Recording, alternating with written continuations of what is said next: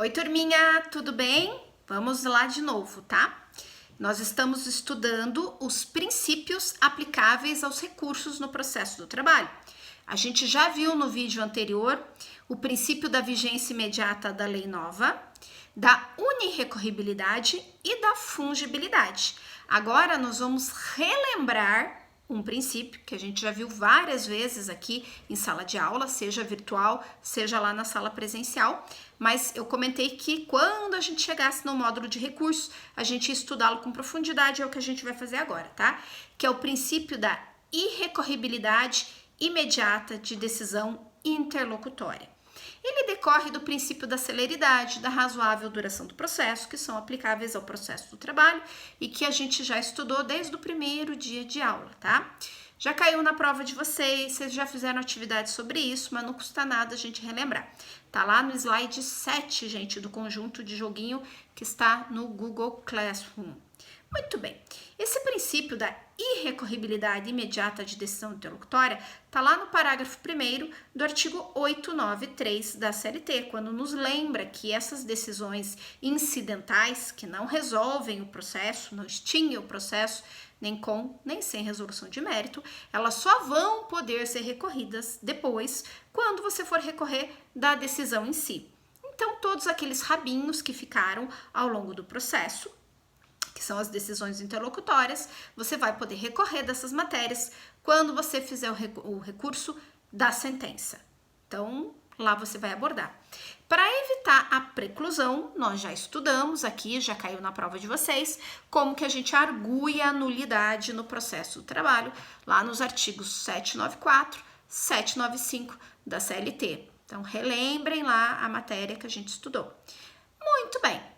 Essa regra geral de irrecorribilidade imediata de decisão interlocutória, ela tem exceções. A prof já tinha até contado para você que elas tinham exceções, mas eu não tinha dito ainda quais eram as exceções. E é a que nós vamos estudar agora, tá?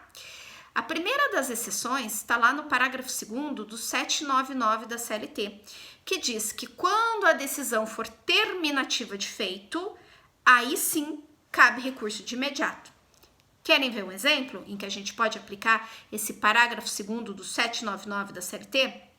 Imagine o seguinte, o juiz, ao apreciar um processo trabalhista que foi proposto, reconhece que a Justiça do Trabalho é incompetente materialmente para conhecer dessa ação.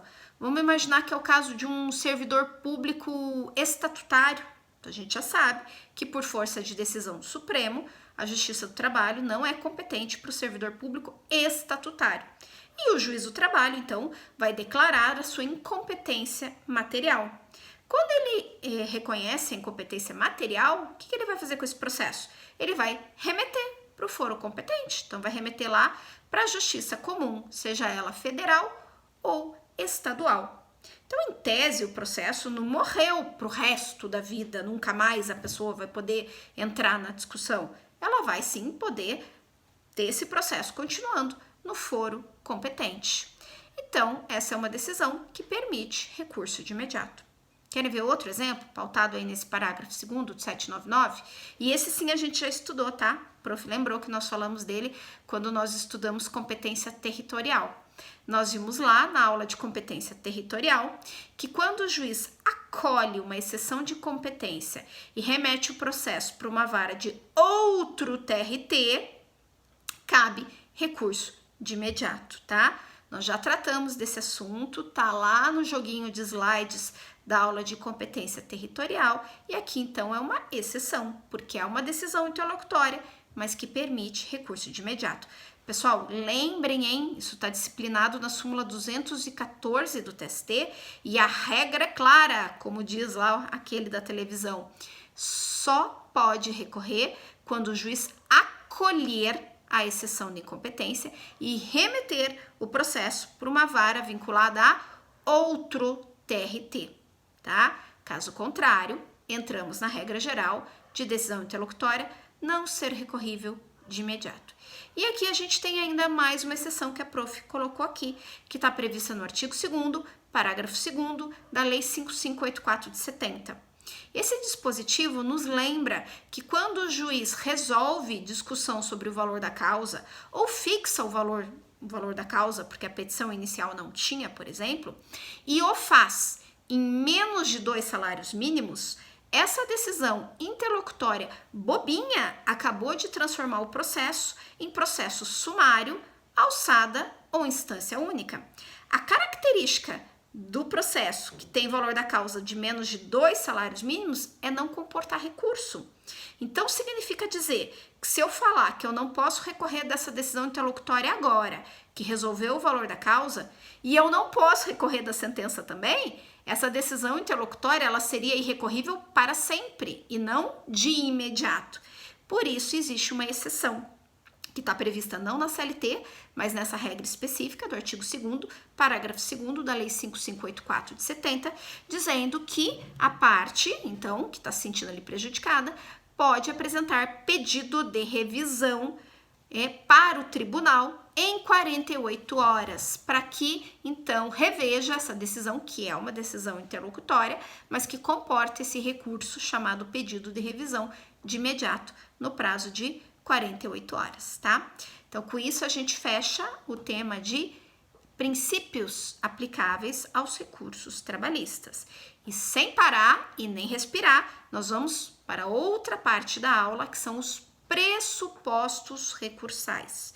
Vocês já estudaram isso em processo civil, estão carecas de saber pressupostos extrínsecos, pressupostos intrínsecos. Há quem fale em pressupostos objetivos e há quem fale em pressupostos subjetivos.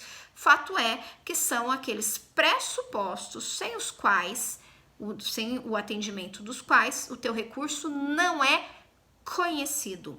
Então, são requisitos que eu preciso respeitar para que o recurso que eu estiver manejando, seja que recurso for, tenha condição de ser conhecido. Uma coisa bastante importante que a prof queria contar para vocês em matéria de pressupostos recursais. Antes do CPC de 2015, tá? Então, ó, presta atenção. Antes do CPC de 2015, nós do processo do trabalho tínhamos uma visão muito conservadora em matéria de pressupostos recursais. Não perdoávamos nada, tá? Como disse uma vez um aluno meu, eram os imperdoáveis, para quem já assistiu aquele filme, tá? O que eu quero dizer isso com imperdoáveis? Significa dizer o seguinte: se a procuração do advogado estava vencida por um dia, já era, joga o recurso no lixo. Se as custas foram recolhidas com 1 centavo de diferença, já era, joga o recurso no lixo. Então, esses pressupostos recursais, notadamente os pressupostos extrínsecos, eles eram rigor excessivo e absoluto no processo do trabalho, e assim o foram durante décadas. Faz sentido se a gente imaginar que o processo do trabalho tem verdadeira fixação, verdadeira tara, obsessão pelo princípio da celeridade. Então, claro, recurso vai contra o princípio da celeridade. Então, se eu puder abreviar e não conhecer o recurso, mais rápido o processo chega ao fim. E nós tínhamos diversas súmulas e orientações jurisprudenciais do TST, todas nesse sentido, de que não se perdoava nada. Ou o teu recurso do ponto de vista de pressupostos era perfeito, ou seu recurso não era conhecido e ia para o lixo. Muito bem, e vivíamos assim, nesse clima de terror em matéria recursal no processo do trabalho, até que um belo dia, ensolarado do mês de março de 2016, entrou em vigor o novo CPC, que apesar de ser de 2015, vocês sabem que ele entrou em vigor em 2016. E aí, nós do processo do trabalho, nós começamos a olhar o artigo 932 e o artigo 1007 do Código de Processo Civil, em que absorveram de forma muito especial, esses 2 artigos, a tutela meritória que vocês estudaram lá em processo civil, a vedação de decisão surpresa, lá do artigo 10 do CPC, no sentido de o judiciário não joga o recurso no lixo, tenta consertar, tenta aproveitar, veja se não dá para consertar, se não dá para conceder prazo. E aí nós do processo de trabalho começamos a olhar, legal essa história de poder complementar preparo, Legal essa história de regularizar a procuração se tem vício. Porra, bacana isso, hein? E nós aqui, neca de pitibiriba, olhávamos pro TST com súmulas e OJs super rigorosas. E aos poucos, por isso que a prof falou lá, aplicação gradativa, aos poucos nós fomos assimilando, leia-se, doutrina e jurisprudência do processo do trabalho, assimilando essa nova sistemática de pressupostos recursais do processo civil, primando pela tutela meritória, primando por tenta aproveitar, não joga fora o recurso. E isso começou a colher frutos no processo do trabalho. Já em 2016 mesmo, através da Instrução Normativa 39 de 2016 do TST, que acabou editando, dizendo que vários dispositivos do Código de Processo Civil seriam aplicáveis ao processo do trabalho. Depois dessa instrução normativa, nós tivemos ainda uma série de súmulas e OJs do Tribunal Superior do Trabalho que passaram a ser gradativamente alterados para adaptar a essa realidade nova dos pressupostos recursais do processo civil. E nós estávamos ainda diante de uma jurisprudência em construção, que ainda não está acabada. O que aconteceu é que nesse meio tempo, quando nós estávamos nos dedicando ao estudo do processo civil no processo do trabalho, caiu de paraquedas a reforma trabalhista. Nós já conversamos bastante disso, inclusive em sala de aula, eu me recordo. E a gente teve que parar esse estudo do processo civil e todo mundo ir lá estudar a reforma trabalhista. Então, esse assunto é uma obra inacabada. Ainda há pontos que precisam ser aprimorados e que precisam ser ajustados do processo do trabalho à luz do processo civil. Dispositivos que talvez possam ser aplicados respeitando o princípio da economia, da simplicidade e que tem tudo a ver com o processo do trabalho também. Tá? Então, o recado que a prof queria dizer para vocês é que esses pressupostos recursais nossos do processo do trabalho foram e estão sendo repensados à luz do novo Código de Processo Civil, tá? Isso era o que tinha de mais importante sobre pressupostos recursais. Mas não custa nada a gente dar uma relembrada na parte fubá também, do feijão com arroz, de quais são esses pressupostos, tá? Então, vocês já viram lá em processo civil e vamos relembrar. Pressuposto da adequação, ou seja, da previsão em lei. Eu só posso recorrer no recurso que for adequado para aquela decisão judicial. Sabe aquele ditado antigo que as nossas avós falavam? Sempre tem um chinelo velho para um pé doente? A tampa e a panela? É exatamente isso.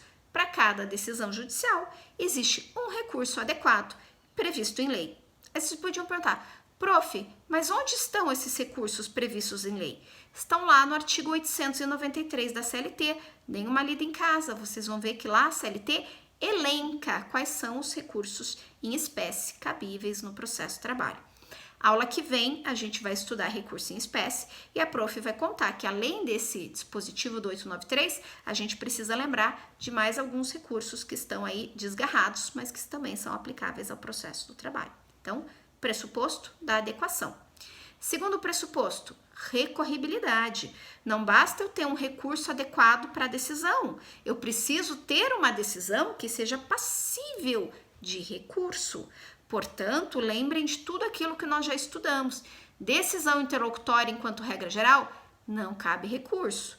Decisão que homologa acordo para as partes, não cabe recurso. Cabe para a União Federal, mas não cabe recurso, tá? Então, quando vai caber recurso? Vai caber recurso quando a decisão for definitiva ou terminativa, ou seja, está extinguindo o processo com ou sem resolução de mérito, ok?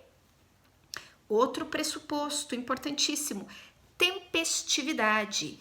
Eu só posso recorrer no prazo previsto em lei. Lembrando que da reforma trabalhista para cá, esses prazos são contados em dias úteis, tá?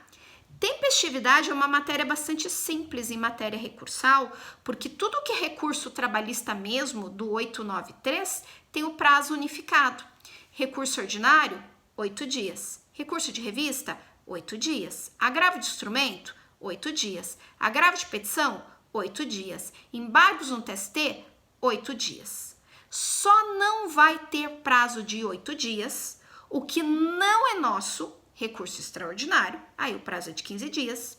O que tem natureza jurídica controvertida, embargos de declaração, não sei se sou recurso, não sei se sou simples remédio processual impugnativo, prazo 5 dias.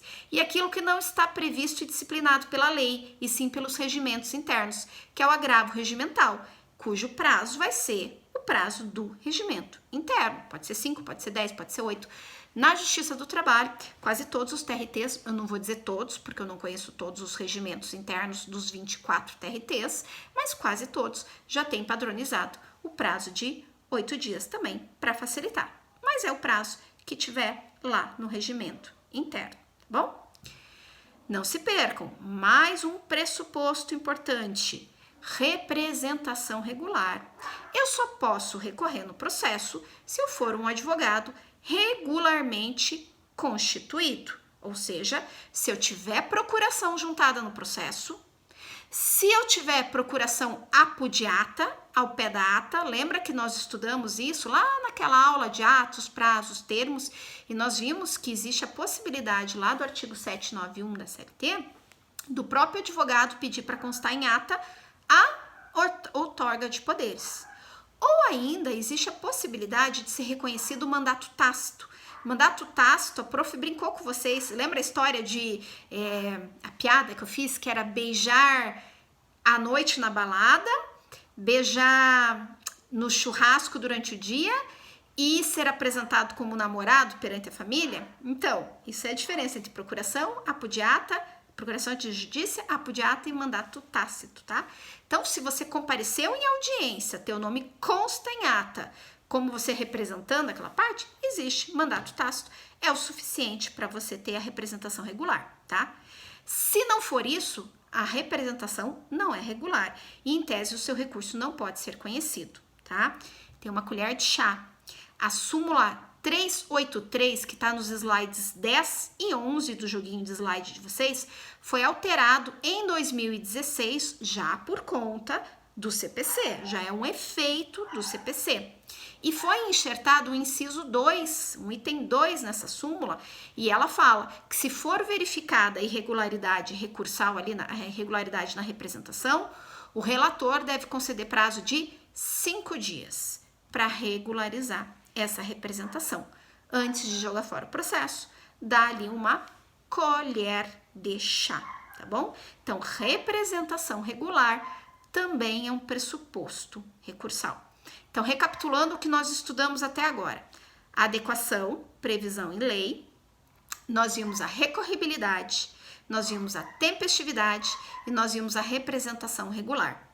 No próximo vídeo, a prof vai explicar sobre o preparo, que também é um pressuposto recursal, mas como ele é um preparo no processo do trabalho cheio de detalhes, custas, depósito recursal, eu vou gravar um vídeo só sobre isso para vocês, tá bom? A gente se vê já já.